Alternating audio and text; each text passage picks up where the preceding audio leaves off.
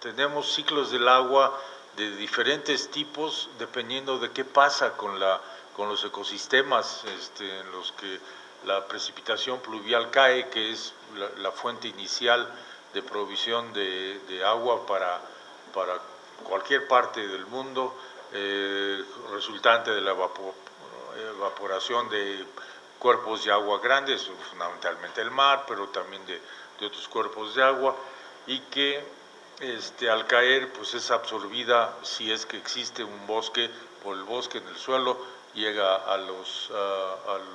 manantiales, se forman ríos, etc. Cuando esto no existe, la fuerza del agua es tan grande que arrastra a los suelos, y tenemos dos resultantes ahí. Primero, la pérdida del suelo; por segundo, la pérdida de la misma agua. Y ahí empezamos con un ciclo de descompensación del conjunto de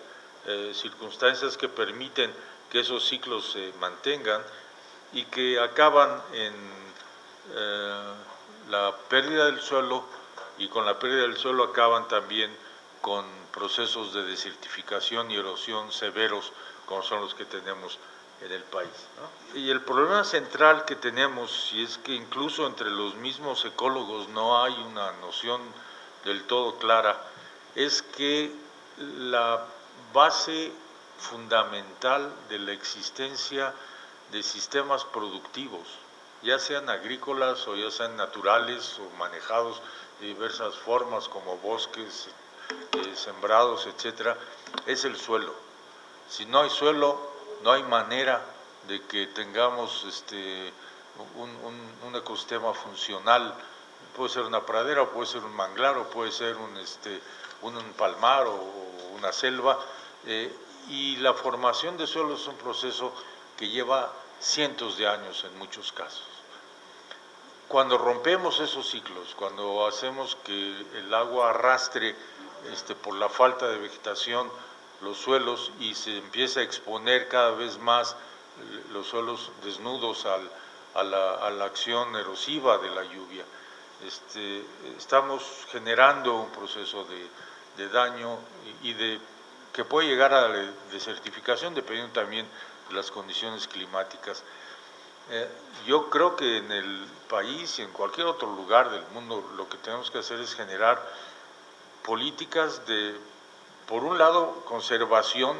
de las zonas más críticas, por lo menos, que definen de manera más clara esta dinámica del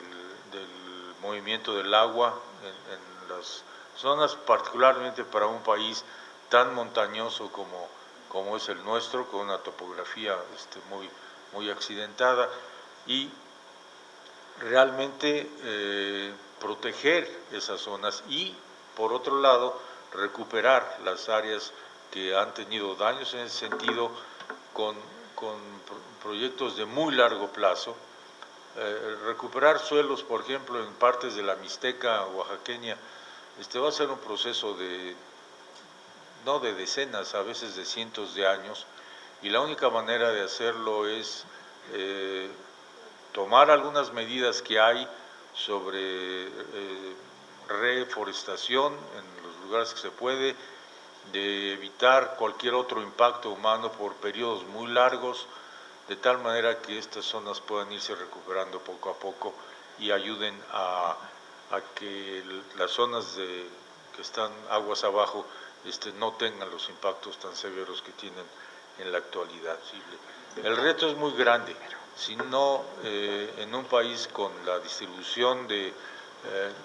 territorio que tenemos, las latitudes en las que estamos, la posibilidad de realmente llegar a procesos de desertificación severos son muy grandes, especialmente tomando en cuenta el impacto futuro que el cambio climático, que significa calentamiento, lluvias mucho menos regulares, daños severos por huracanes en algunas de las zonas, pueden significar en cuanto a un proceso de creciente desertificación en el país. Tenemos los elementos, sabemos cómo son las cosas, hay capital humano para poder funcionar, eso es lo que necesitamos, ser realmente políticas bien definidas en este sentido para el futuro. Sí,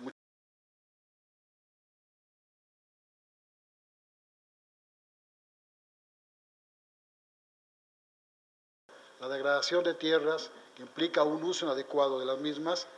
pasa por un inadecuado manejo de ellas y por lo tanto no es un asunto que tiene que ver con los desiertos, sino tiene que ver con una degradación y como veremos más adelante, y como ya mencionó el doctor Solucán, puede haber fenómenos, por ejemplo, unas zonas tropicales de enorme riqueza en la biodiversidad, en sus recursos naturales, pero que se degradan por las inundaciones o la presencia de un huracán, o por las condiciones orográficas y la falta de conservación de los suelos, y esto no tiene que ver con que sea un desierto. Por eso es muy importante ser cuidadosos con los conceptos y entender que esta degradación a la que nos referimos tiene un impacto en nuestro bienestar, pero tiene un impacto también en nuestros recursos naturales. Esta lámina que muestro a ustedes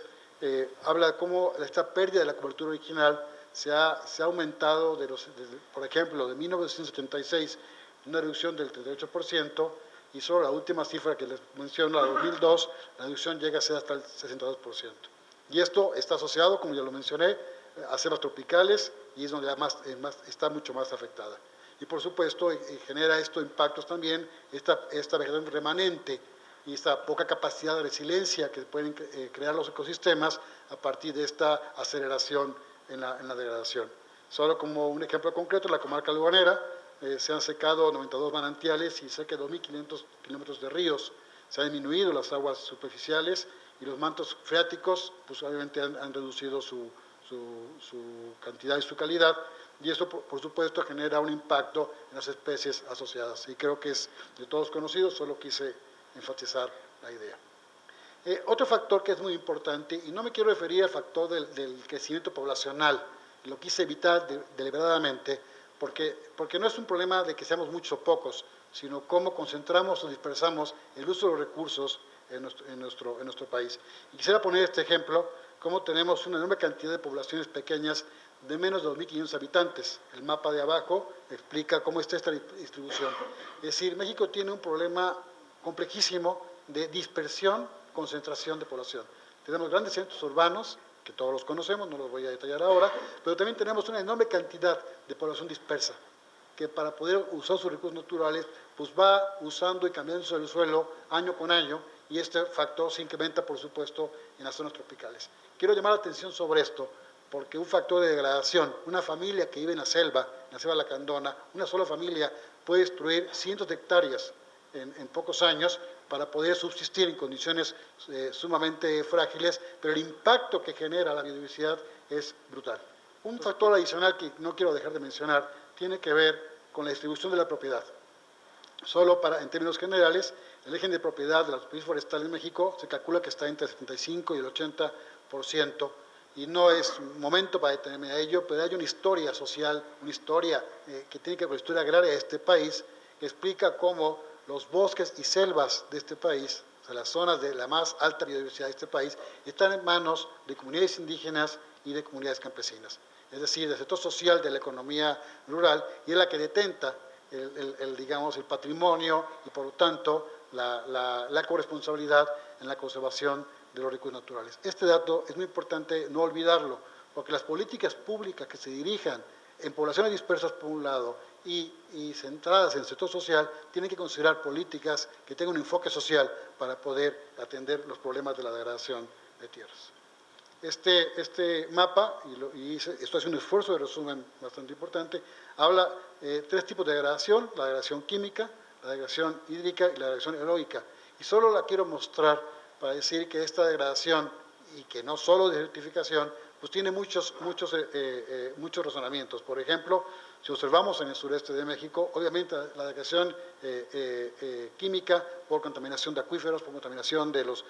ríos, pero a su vez la degradación, la degradación hídrica, pues es importantísima en lo que ha impactado fuertemente la conservación de la biodiversidad. Quiero hacer algunas relaciones con el objetivo de entender por qué es importante el uso de instrumentos de planeación y mostrarles cómo hay zonas críticas para la conservación, por ejemplo, en este caso de mamíferos, aves, reptiles, anfibios y peces, y cómo esta distribución en sitios que la CONAVI ha estado monitoreando, pues tienen un impacto sobre las políticas que se definan en los territorios. Y como veremos más adelante, estos sitios que están perfectamente monitoreados y que están ubicados en términos de investigaciones y estudios que se han realizado por centros de investigación públicos nacionales y privados en todo el territorio, cómo estos sitios tan importantes para la distribución de zonas críticas, para, por ejemplo, la conservación de mamíferos, se ven impactados también por prácticas productivas inadecuadas. Un ejemplo muy en concreto es la distribución de la riqueza de especies, por ejemplo, en el corredor biológico mesoamericano, y veremos cómo hay sitios de una altísima diversidad en la presencia, repito, solo por sitios que han sido monitoreados. No quiere decir que sean todos, pero son los que podemos tener evidencias científicas de su presencia en la región. Y sin contar las áreas protegidas, porque en este trabajo deliberadamente no están incluidos, no quiere decir que no existen, sino que no están incluidos, muestra la importancia del papel que juegan las especies endémicas, las especies y su presencia para garantizar la continuidad y la conservación de las especies. Si nosotros fragmentamos por prácticas productivas inadecuadas, por infraestructuras que afectan los ecosistemas y la conectividad de los mismos, estamos acelerando los procesos de degradación y de pérdida de la biodiversidad en nuestro país. Quiero hacer algunas relaciones con el objetivo de entender por qué es importante el uso de instrumentos de planeación y mostrarles cómo hay zonas críticas para la conservación, por ejemplo, en este caso de mamíferos, aves, reptiles, anfibios y peces, y cómo esta distribución en sitios que la CONAVI ha estado monitoreando, pues tienen un impacto sobre las políticas que se definan en los territorios. Y como veremos más adelante, estos sitios que están perfectamente monitoreados y que están ubicados en términos de investigaciones y estudios que se han realizado por centros de investigación públicos nacionales y privados en todo el territorio, cómo estos sitios tan importantes para la distribución de zonas críticas, para, por ejemplo, la conservación de mamíferos, se ven impactados también por prácticas productivas inadecuadas. Un ejemplo muy en concreto es la distribución de la riqueza de especies, por ejemplo, en el corredor biológico mesoamericano, y veremos cómo hay sitios de una altísima diversidad en la presencia, repito, solo por sitios que han sido monitoreados. No quiere decir que sean todos, pero son los que podemos tener evidencias científicas de su presencia en la región. Y sin contar las áreas protegidas, porque en este trabajo deliberadamente no están incluidos, no quiere decir que no existen, sino que no están incluidos, muestra la importancia del papel que juegan las especies endémicas, las especies y su presencia para garantizar la continuidad y la conservación de las especies. Si nosotros fragmentamos por prácticas productivas inadecuadas, por infraestructuras que afectan los ecosistemas y la conectividad de los mismos, estamos acelerando los procesos de degradación y de pérdida de la biodiversidad en nuestro país. 3 estados donde los diferentes tipos de erosión hídrica, eólica, o química o degradación física afecta. Por ejemplo, Tlaxcala tiene cerca de 74% de degradación, Yucatán 71% y por supuesto Tabasco, que tiene condiciones muy similares a las que han pasado en Veracruz, o sea, estados con una riqueza, originalmente una riqueza biológica importantísima y que han sido degradados por prácticas inadecuadas sin planeación, que han afectado a los ecosistemas y que ahora tienen un impacto mayor con la degradación, por ejemplo, con todo el efecto de las inundaciones que estamos conociendo en toda la cuenca baja del río Grijalva y Usumacinta. Este mapa muestra los sitios prioritarios terrestres para la conservación de la biodiversidad. El tamaño del píxel está construido sobre una base que trata de mostrar las zonas de mayor prioridad, las zonas en rojo, las zonas de alta biodiversidad y las zonas de mediana biodiversidad. Y si se dan cuenta, y más adelante lo vamos a poder constatar, estos sitios de su enorme riqueza en la biodiversidad se ven impactados por prácticas inadecuadas en la planeación de uso del suelo. Y cuando incluimos en la planeación territorial la importancia de la conservación de los sitios de alta biodiversidad, es un factor fundamental en la planeación. Si no solo podemos planear en función de las actividades económicas, sino también en función de asegurar la conservación de nuestro capital natural. Porque la base de muchas de las acciones productivas y de contención de la erosión, de protección de nuestros ecosistemas, retención de suelos, de conservación de nuestra biodiversidad, está basada en que estas especies y estos ecosistemas deben prevalecer a pesar de las prácticas productivas. Este mapa solo muestra, con el apoyo de la Dirección General del Ordenamiento Ecológico del Territorio, en particular con los apoyos del equipo de Araceli Vargas Mena. Como ustedes saben, el Ordenamiento General del Territorio es un proceso de planeación muy largo y hay una primera propuesta que ha estado sometida a discusión y muestra las actitudes sectoriales en función de las opciones de uso del territorio, el sector minero, ganadero, desarrollo social, turístico, forestal, etcétera, y que estas actitudes sectoriales tienen que incorporar las actitudes también naturales de los territorios. Si comparamos esta imagen y la relacionamos, por ejemplo, con los vacíos y omisiones de conservación de la biodiversidad terrestre de México en términos de especies y de espacios, con trabajos que ha realizado la CONABIO, podemos ver que es importante que esta consideración a los sitios de alta biodiversidad de nuestro país deben ser considerados como un factor fundamental en la planeación del uso del suelo. Si comparamos de nuevo estas dos condiciones y volvemos a incorporar la perspectiva de los sitios prioritarios terrestres para la conservación de la biodiversidad, nos obligaría entonces en que la identificación de las áreas prioritarias para la restauración, como pueden ser los suelos degradados o los suelos con sobreexplotación, por ejemplo, de aguas subterráneas, o por ejemplo, las áreas con degradación de cubierta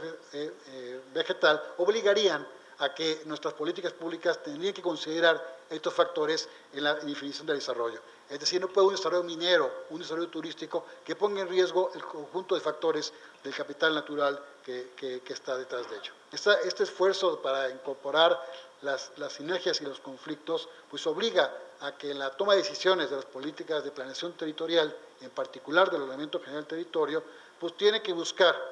la compatibilidad de los esfuerzos entre los sectores, de tal manera que cualquier esfuerzo de desarrollo económico tiene que estar basado en una especie de acomodo de las condiciones base, las condiciones de línea base, para que esto sea posible. Si un desarrollo económico va a comprometer la riqueza natural y luego el costo de la restauración, el costo de la protección, empezando por la población y los ecosistemas, las poblaciones humanas y los ecosistemas, será mucho mayor que los beneficios que supuestamente acarrearía un desarrollo económico. En este esfuerzo que he hecho en la Semarnat a través del ordenamiento ecológico, solo quiero mostrar dos láminas, es un desarrollo mucho más largo. Existe lo que le llaman ellos un escenario estratégico de política ambiental, es decir, una orientación de las políticas públicas que pueda advertir dónde están las zonas que requieren de preservación y protección, o las zonas de aprovechamiento sustentable, pero que también requieren de políticas de restauración. Es un esfuerzo de planeación territorial, obligaría que las políticas públicas, más allá de los arreglos administrativos, como funciona nuestro país, en términos de los estados, de los municipios, tienen que tomar en cuenta este conjunto de criterios que en su suma completa nos obligan a tener una visión mucho más de largo plazo. En este contexto, el escenario de cuáles son las condiciones de estabilidad o inestabilidad de nuestro medio ambiente, pues advierte que tenemos un conjunto de zonas críticas, de las zonas de rojo, por ejemplo, el estado de Chiapas, que por condiciones de baja resiliencia a los impactos de las actividades humanas, o por ejemplo el norte de Veracruz, o en general la zona del Pacífico, pues son zonas que adicionales a los efectos de mayor intensidad por los huracanes zonas tropicales, efectos tropicales, pues como están derivados de cambio climático, tienen mayores impactos hoy que antes. Entonces, si no tomamos en cuenta estas consideraciones en nuestras políticas, obviamente estamos creando un enorme riesgo. Termino finalmente diciendo que hay una propuesta bastante interesante que advierte dónde están las zonas que requieren atención prioritaria. En pocas palabras, las políticas públicas deben asegurarse que estas zonas de que está provocando una degradación de las tierras, una pérdida de nuestro capital natural, una pérdida de nuestra biodiversidad, deben ser atendidas como parte de las políticas públicas integrales, de tal manera que aseguremos que los sitios prioritarios y la necesidad de crear políticas públicas que protejan las zonas de más alta biodiversidad se convierta en un tema de seguridad nacional. De tal manera que una política nacional no solo se define en función del interés económico, sino también en la seguridad de conservar nuestro capital natural. Muchas gracias.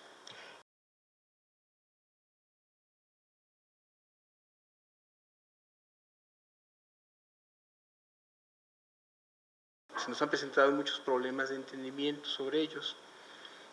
Uno de ellos es el tema de la desertificación.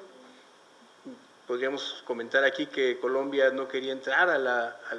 Convención de Lucha contra la Desertificación porque hablaban de quitar el certificado de lucha contra las drogas, por ejemplo. Y todavía los periodistas ponen desertificación. Y también a veces estamos pensando que son zonas áridas o desiertos. Entonces, en el transcurso del tiempo hemos visto la conveniencia de utilizar el término manejo sustentable de tierras, que es, digamos, la cara propositiva de la moneda. Tenemos unos problemas de degradación de tierras muy fuertes. La Ley de Desarrollo Rural Sustentable, en particular, tiene como instrumento fundamental y objeto central el Programa Especial Concurrente, que es la interacción entre las diferentes perspectivas y en las diferentes escalas, desde la municipal hasta la nacional. Cuando vemos los mapas que nos plantea Pedro Álvarez, que nos muestra ahora del ordenamiento, que es una primera versión de la Secretaría, que ofrece la Secretaría de Medio Ambiente, pues vemos grandes áreas de millones de hectáreas que nos dan una impresión, nos dan una posibilidad. Sin embargo, necesitamos movernos en las diferentes escalas para poder tomar acciones, desde partes de parcela, donde solamente los propios productores saben qué pedacitos de su media hectárea que tienen se tienen que manejar de manera diferente y cuáles otros de otra manera diferente. Si no hacemos eso, va a ser muy difícil que podamos tener acciones que sean importantes, ¿no? La otra cuestión que me parece que es importante señalar es que hay diferentes formas de degradación de las tierras y todas ellas son importantes. Estamos, pues casi estoy viendo, todo el mundo nos referimos a un solo trabajo, que es el del Colegio de Posgraduados, publicado en 2003, pero con información que posiblemente sea de 2008. Entonces estamos hablando de la historia patria realmente a estas alturas. Y no tenemos posibilidades, como no tenemos dos puntos de comparación, no podemos hablar más o menos con alguna certeza sobre las tendencias que esto tiene. Entonces, cuando dice el doctor Sarucán que tenemos un hueco en el conocimiento de estos fenómenos, digamos, de la manera como suceden los fenómenos, yo creo que podríamos agregar todavía también que así como tenemos poco conocimiento de ello, nos falta avanzar mucho para poder hacer las cosas mejor, tener una información más sistematizada, actualizada y que sea suficiente para que nos permita, tanto por la escala como por la continuidad en el tiempo, que nos permita poder tomar acciones. Y todo lo que podemos hablar acá pues nos tiene que conducir necesariamente a una pregunta de, bueno, ¿qué hacer frente a este problema? Nada más asustarnos porque es muy grande. 2/3 partes de nuestro país dañado, yo creo que son bastante como para decir que tenemos un problema importante. Decir que la vulnerabilidad que tenemos frente al cambio climático es mucho mayor con suelos degradados, con tierras degradadas, que con tierras en buenas condiciones, eso es una cuestión pues, casi evidente. Decir que la degradación de tierras pues es la base, además de que es una de las formas de degradación de tierras que que no aparece en nuestro diagnóstico es la degradación biológica también, además de la química, física, y tenemos la degradación biológica, y que esa es tan complicada que ni siquiera está en un diagnóstico. Nos está faltando no porque se olvidó, sino porque no tenemos todavía ni siquiera los instrumentos metodológicos para poder abordar ese tema. Entonces, hablar de degradación de tierras es hablar de la base, en la parte rural, de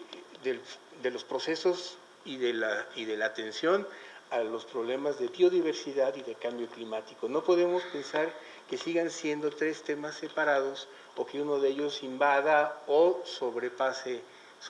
los otros. Creo que ese es un problema que tenemos que abordar también como una parte de la planeación. Y se nos presenta ahí la pregunta, bueno, todo esto hay que hacerlo, pero ¿por dónde comenzar? Y entonces yo dejaría la pregunta sobre la mesa de por dónde comenzar, qué hacer y tal vez adelantar alguna respuesta, que es que hace falta, así como cuando ¿cuántos son ya? 20 años,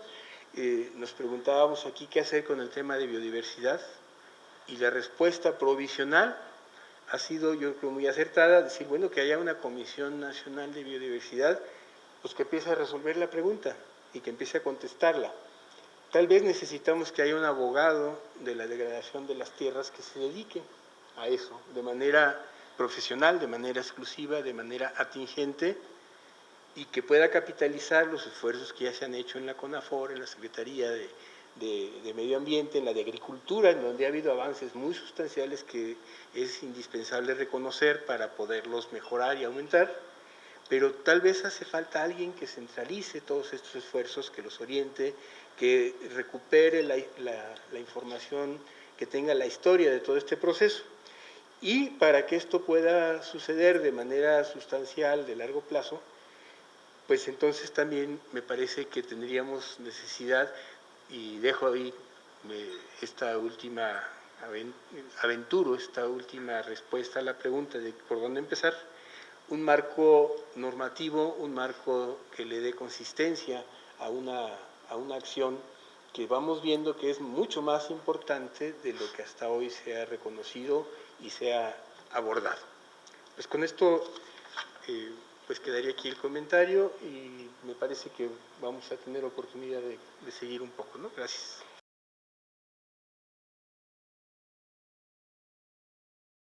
Sí, gracias. Yo creo que la intervención del doctor Chapela ha sido un proceso de aglutinación muy